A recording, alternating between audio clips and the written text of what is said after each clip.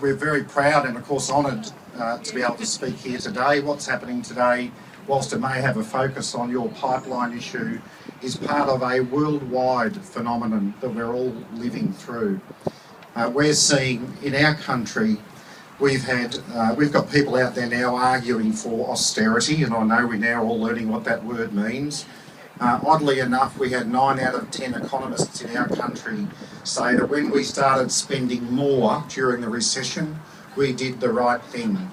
We saved jobs, we saved industries, we did exactly what 9 out of 10 economists say we should do. But guess what? 10 out of 10 media outlets disagree.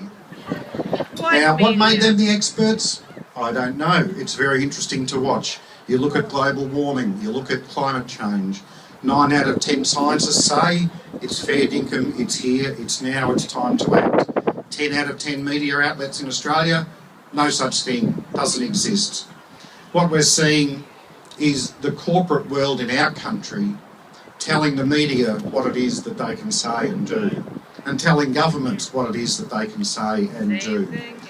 The reality is, whether it's fighting for nurse-patient ratios, which it's something that our union does with great enthusiasm, with the support of our community, every 3 to 4 years, we need to do that from the ground up.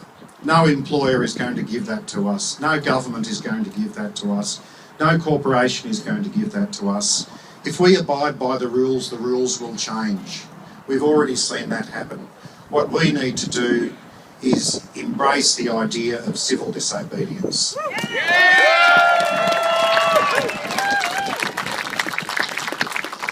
We can look back at people over time and we can be quite sure that I can think of nobody who's practiced civil disobedience and regretted it and been forgotten for it.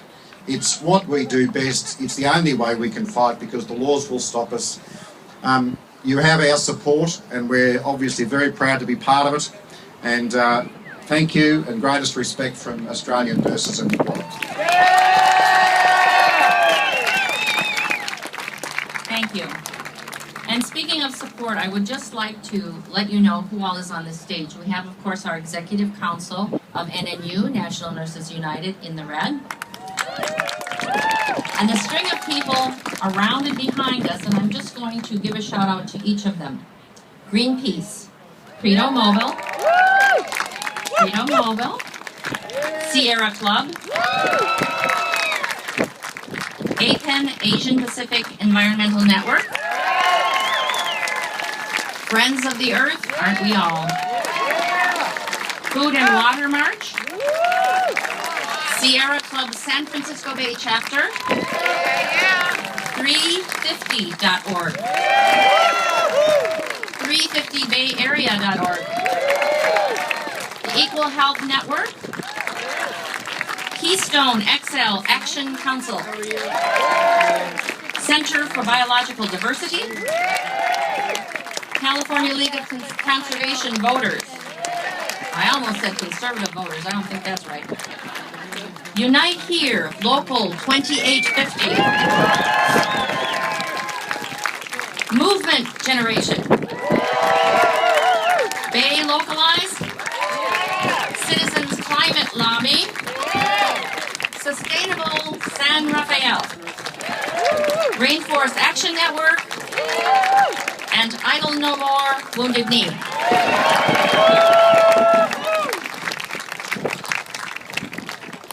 Roger Kim. As Executive Director of Asian Pacific Environmental Network, Roger has led the organization to historic campaign victories against Chevron and Proposition 23. APEN is a nationally recognized leader in the fields of environmental and social justice and civic participation. Mr. Kim currently chairs the board of the Center for Environmental Health and co-chairs the advisory committee to Congresswoman Barbara Lee. Please welcome Roger. Good afternoon, beautiful people! Brothers and sisters of National Nurses United, thank you so much for having us all here. We are honored, APEN, to be here with all of you. We represent Asian immigrant refugees and immigrants in Richmond and in Oakland who are on the front lines of fighting against climate change. and on the front lines of fighting against the fossil foolishness of big oil and corporations like Chevron. It's a beautiful day today, but a year ago, just across the bay, in the city of Richmond, there was a massive explosion of the Chevron refinery that sent 15,000 people to the hospitals, suffering from breathing problems, ailments, runny eyes, respiratory problems, because that refinery exploded because they didn't replace simple pieces of pipe that they knew were corroded so they could eke out even more profit. Chevron made $26 billion in profit and sent 15,000 people to the hospitals. Now, it is so important that we're here together right now to make sure that those greenhouse gangsters don't do that ever again. That we make sure we keep tar sands in the ground and make sure that we're stopping the Keystone Pipeline from ever happening. That we make sure that Chevron and the banks and other folks don't profit from taking our homes away from us. Can we do this, everybody? Are we going to stop the pipeline? Are we going to stop those banksters from taking our homes? Now, it's so important that groups here like labor and community are united. It's incredibly important that folks like the Sierra Club and 350 are stepping up for immigrant rights. That labor's here stepping up for the environment, environmental justice, and that environmental groups are stepping up for the rights of workers. Now, this is just the beginning of our movement to make sure that we're going to win on not only on Keystone, not only on making sure we're saving our homes, but also we're winning a progressive majority in the United States and we're taking our country back. Thank you very much.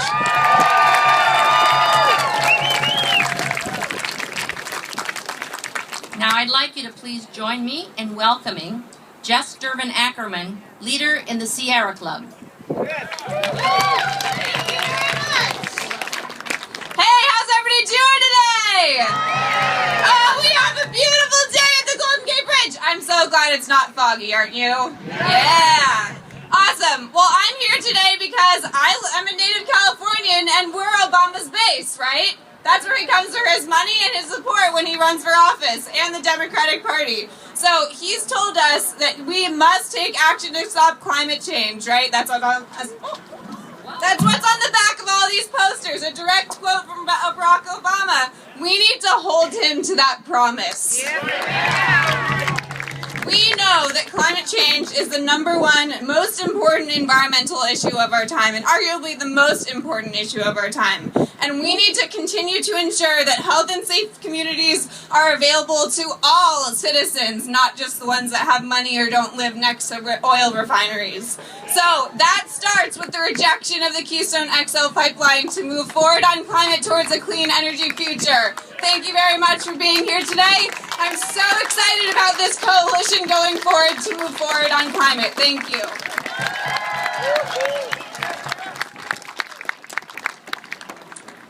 350.org has been a leader in the fight against Keystone XL. Please welcome their representative, Sarah Shore.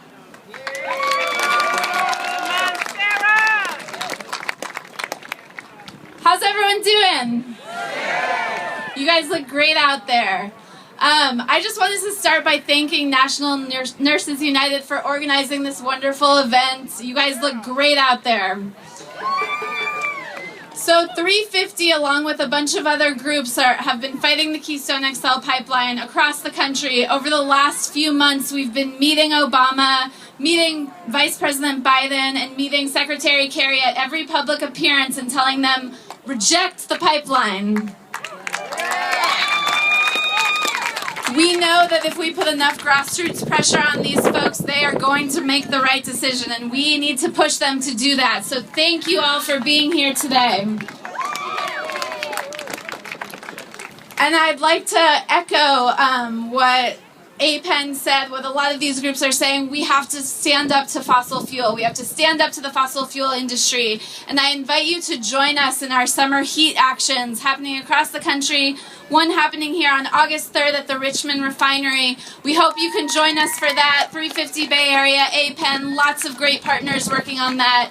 We hope you can join us, and thanks so much for being here today.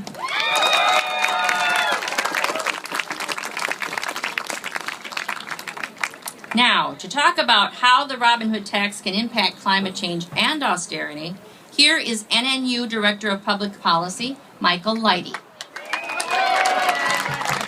Yay, Michael! Well, I was going to give a great speech about the Robin Hood tax, but I think maybe we need to get to the bridge. What do you think? Yeah. Let me just say this. The reign of austerity makes us think we have false choices between jobs and the environment, between a healthy community and a healthy economy. Ultimately, they want to make us choose between our money or our lives, and we reject that false choice of austerity as we reject its Keystone XL pipeline. We know where the money is. That money is on Wall Street. They took it from us. We can take it back, and we can fund clean energy jobs. We can have public ownership of utilities. We can reverse climate change with the resources to take our country back and to turn our environment around. So thank you to these organizations who have endorsed us, who are standing with us today with the National Nurses United. We are so damn proud to be working with you all. So thank you. Floyd Earl Smith has a brief announcement. No? Great. All right, Half of Life is showing up. Thank you for showing up. Please show up again on Saturday, August 3rd for the Richmond mobilization that will march in front of Chevron. The place and time to meet is 10 a.m. at Richmond BART and other stops along the way. Visit 350bayarea.org for details to sign up and to help. Looking forward to seeing you there. All right, now, as a reward for walking across the bridge, for the allies here who are not the nurses, we will have buses coming back here from Vista Point. So we will bus you back to this rally site if you'd like. Remember, we're walking on the east side of the bridge on that sidewalk, led by this group here, and the Brass Liberation Orchestra.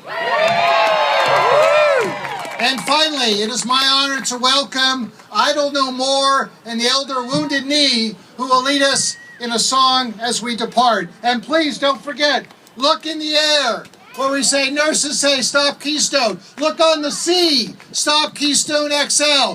We will be the land, a land, sea, and air message to stop this pipeline. Thank you very much. I love it. Land, sea, and air. Yeah. Okay.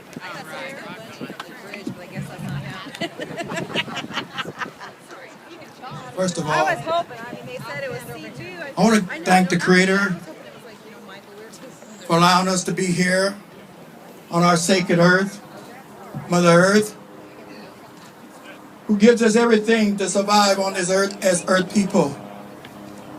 And that pipeline that is going to go through many sacred sites of our ancestors. It's going through sacred mountains, sacred rivers, and sacred burial grounds of our ancestors.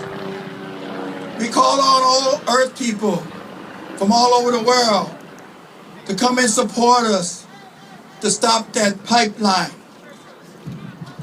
There are things that are very sacred to indigenous people and to you too, as earth people. They are using 200,000 barrels of water that is very sacred to indigenous people of this country and to you. The Creator gave it to us. It's our medicine. Without water, nobody survives on this earth. Without their air that they're going to pollute. That's why you see a high rate of cancer, especially on Native American Indian reservations. So I want to thank the nurse people that came out to support us and to stop this pipeline that is going through many, many nations and states. So I call on my people here today to honor you with a song, to honor you like our ancestors honored us in the past. So listen to the song. It is very sacred to us as Earth people, the way we survive here on Mother Earth. Oh ho!